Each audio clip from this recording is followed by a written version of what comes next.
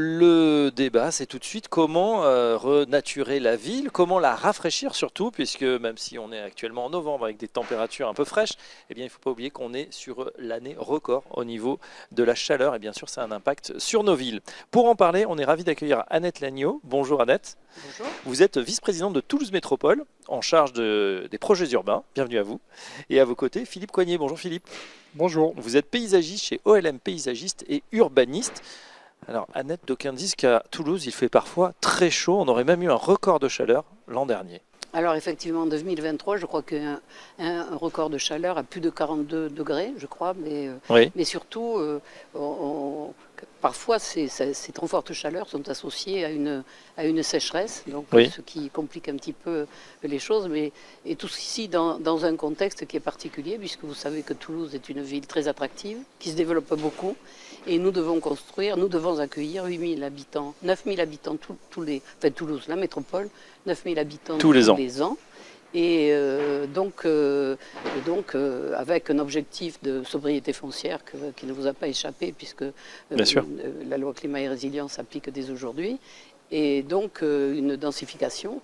Et densifier ou intensifier la ville ne peut se faire que si on maintient une certaine qualité de vie.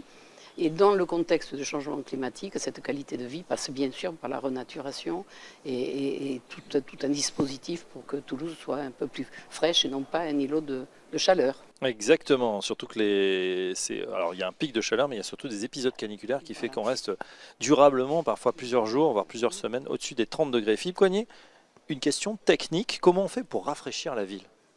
C'est une vaste question en fait. On rafraîchit la ville avec plusieurs modalités, avec plusieurs outils.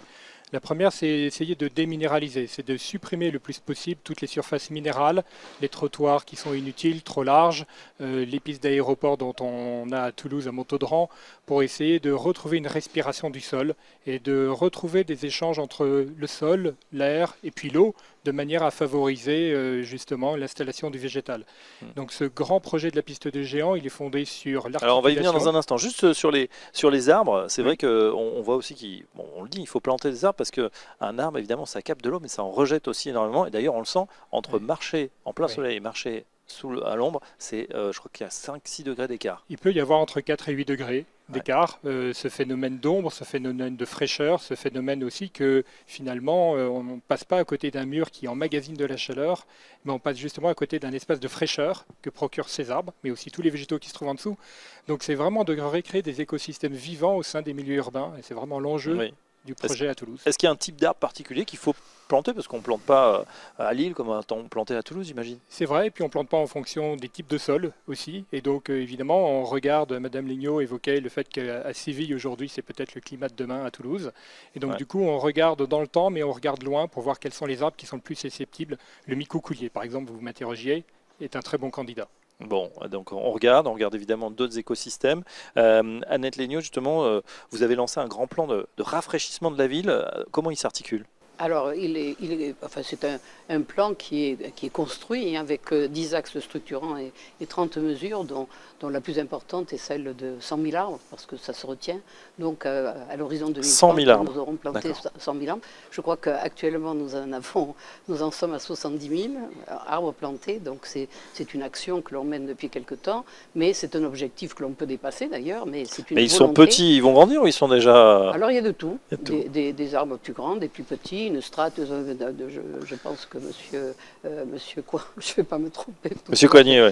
Coignet va peut-être l'expliquer, où il faut plusieurs strates de plantation, mais ça se traduit aussi par des formes urbaines un petit peu différentes, puisque nous essayons de préserver les cœurs d'îlots lorsque nous construisons, et avec de la pleine terre. De la pleine terre, pourquoi? Parce que dans la pleine terre, c'est le sol en place, et on peut planter des arbres de haute tige, alors que sur des dalles de parking, on ne plante pas grand-chose, si ce n'est des arbustes dans des pots, quoi. Donc vraiment la pleine terre. Il y a d'autres mesures, débitumer. Alors, on va en parler, mais c'est un engagement, débitumer 3 à 5 hectares par an. Donc il y a l'île du Ramier qui a fait l'objet, qui était un vaste parking, enfin une partie de l'île du Ramier était un vaste parking avec des bâtiments de la foire exposition de Toulouse qui ont été déconstruits, réutilisés, et le parking devient un vaste parc. Tant mieux. tel qu'il était au 19e siècle, au début du siècle à Toulouse. Mais il y a aussi des mesures pour éclaircir la ville. On parle de l'albédo. Il vaut mieux avoir une ville un peu plus claire, sans pour autant tomber dans l'excès de la ville blanche. Hein, parce que Alors on va passer de la ville rose à la ville blanche alors. Non, l'idée n'est pas là. Il faut conserver l'identité toulousaine. Donc du rose pâle. En faisant... Ah, mais là. Non, alors, rose pâle, ça me met en colère quand même. Hein. Non, la ville rose, c'est pas ça. Mais c'est l'identité de la ville est ce qu'elle est. Donc, il faut la respecter, mais faire évoluer pour avoir un petit peu dans des. Alors, c'est excessivement complexe parce que je le raconte comme ça, c'est facile. Oui. Mais derrière, il y a des études, il y a des spécialistes, il y a des climatologues qui travaillent et qui sont en capacité de mesurer tout ce que je vous dis. Donc ça n'est pas uniquement des... mais il y a de nombreuses mesures d'éclaircissement de la ville, ou de mesures... C'est tout un panel de mesures qui contribuent à cette amélioration et ce rafraîchissement de la ville, que l'on a traduit d'ailleurs dans le document d'urbanisme. Le programme s'appelle Toulouse plus fraîche. Toulouse plus fraîche, c'est un programme de la... Vous savez qu'il y a des grandes places parisiennes qui vont être revégétalisées. Oui. Est-ce que la place du Capitole pourrait accueillir des arbres ou de la verdure? Alors, c'est un vrai sujet parce que la place du Capitole, c'est un parking, c'est un héritage. Il y a un parking souterrain.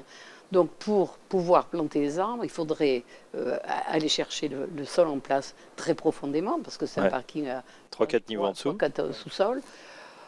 Ça paraît un peu compliqué. Il y a d'autres choses à faire plus simples. Il y a peut-être, dans le contexte budgétaire du moment, par contre, on a planté des arbres dans des bacs qui sont importants, mais ce sont des arbres qui ne sont pas des arbres de pleine terre, bien évidemment, mais qui donnent... et puis, il y a d'autres mesures sur la place du Capitole pour rafraîchir, qui ont été prises avec des comment on appelle ça? Des houppiers, voilà. Parlez bien dans le micro, comme ça on vous entend. Très bien, donc à part, oui, c'était une de la place du Capitole, mais c'est vrai que c'est emblématique de cette ville de Toulouse. La piste des géants. Alors justement, on attaque la piste des géants. Expliquez-nous, Philippe Coignet, à quoi correspond ce projet? Elle correspond à une grande ambition de Toulouse Métropole sur l'idée que pour accueillir des usagers, des habitants, des personnes qui vont travailler, il faut travailler sur les espaces publics en premier. Ça veut dire aussi de trouver des lieux qui sont confortables, des lieux d'usage, et donc il faut fabriquer ces lieux et ces moments à partir, justement, on parlait de sol, à partir d'un sol en place, mais qui n'existe pas. Et la qualité ou la particularité de la piste des géants, c'était au départ d'être une piste d'aviation minérale, qui était destinée, que Saint-Exupéry et Mermoz ont emprunté dans les années 1920, et qui évacuait le plus possible l'eau de pluie. Et donc il n'avait aucune caractéristique pour recevoir, pour être planté au départ. Donc il a fallu inverser totalement les modes de fabrication d'un projet d'infrastructure, de transport, à un projet de paysage, d'espace public. Alors comment on fait? On essaie d'ouvrir, justement, on parlait de débitumer, mais d'ouvrir le sol de manière à accepter l'eau, accepter le vivant, de manière à créer cette dynamique végétale qui est propice aux végétaux, aux différentes strates, les strates basses, les strates intermédiaires et les strates hautes, les hautes tiges dont parlait Madame Lignot, pour essayer justement de fabriquer la plus grande canopée continue. Canopée, ça veut dire, les feuilles qui se touchent des arbres pour fabriquer une ombre qui est continue dès le départ, au moment où les habitants vont arriver, et ne pas leur dire « attendez 15 ans, attendez 20 ans, ce sera plus confortable ». Donc il faut dès le départ leur offrir... On le pense dès aujourd'hui pour les années et même les décennies à venir. C'est ça, c'est un projet qui joue sur les temporalités, c'est demain et 2050 en même temps, pour essayer de trouver ces fonctionnalités à la fois écosystémiques, de biodiversité, et en même temps ces valeurs d'usage, garder les habitants en place et leur offrir des lieux sur lesquels ils peuvent se sociabiliser, des lieux de rencontre, et des lieux évidemment de pouvoir traverser en vélo la piste des géants. D'accord, donc c'est le projet. Il y a déjà des habitants, bien évidemment. Alors actuellement, il y a 1700 habitants sur le site. C'est un site qui vit. Et puis il y a surtout 3000 chercheurs, utilisateurs, chercheurs sur le campus de l'innovation qui est situé au sud de cette de cet axe, puisque il y a un axe avec... Bien sûr. Mais cet axe est divisé en 3 parties. Une partie historique qui a été évoquée, le centre qui est le village en quelque sorte, où il y a les habitants, la place, les commerces, du cinéma, en fait, de l'activité, et puis la partie sud qui est un campus de l'innovation avec des entreprises assez florissantes, puisque nous sommes dans un quartier, c'est un éco-quartier, mais nous sommes dans un écosystème assez de haut niveau. Voilà, la piste des géants, donc espace de renaturation, voilà, aux portes de la ville. Annette Léniaud, j'ai une question peut-être un peu plus grave. Les effets à long terme vous évoquiez la sécheresse justement, c'est aussi un danger pour le bâti. On a vu notamment dans le sud-est, voilà, des immeubles même qui s'effondraient. Est-ce que ça peut être un sujet ? Alors, la particularité du territoire toulousain, Oui. ce sont des argiles. Et des argiles gonflantes. Donc elles se gonflent et quand Elles se dégonflent. quand elles se dégonflent, donc en période de sécheresse, il peut y avoir des dysfonctionnements au niveau du bâti. Alors c'est très surveillé. Là, c'est une question piège que vous me posez parce que je ne suis pas compétente techniquement. Non, mais quand on pour passe vous en rafraîchissement de la ville, c'est aussi ça l'enjeu, c'est de prendre soin. Alors c'est quand même... Enfin, oui, mais c'est un vrai sujet dans les centres-villes, par exemple. Mais Oui. enfin, on a malheureusement eu un immeuble qui s'est effondré il n'y a pas très longtemps, mais de façon paradoxale, ce n'était pas du tout lié à la sécheresse, mais au contraire à un excès d'humidité. Ah. Donc, voilà. Mais c'est plus... Alors, je ne sais pas si sur Toulouse, le sol toulousain est aussi de l'argile, mais on a un sol plus alluvionnaire, donc il est un peu différent. Mais c'est surtout dans les terres du Lauragais et autour de Toulouse que ces phénomènes d'argile gonflante sont les plus prégnantes. Ouais. Et qui sont surveillés, hein, parce que voilà, c'est une évolution et c'est vrai que c'est compliqué. Bon, en attendant, on a parlé effectivement de ce climat donc sévillant peut-être dans quelques années. En tout cas, Toulouse n'a rien à envier au niveau de sa beauté. Et demain, donc, la ville rose sera un petit peu plus verte. Merci Annette Léniaud. Je rappelle que vous êtes vice-présidente de Toulouse Métropole en charge des projets urbains. Et merci à vous Philippe Coignet, paysagiste chez OLM, paysager et urbaniste. Et à bientôt sur Smartimo. Merci. Merci beaucoup.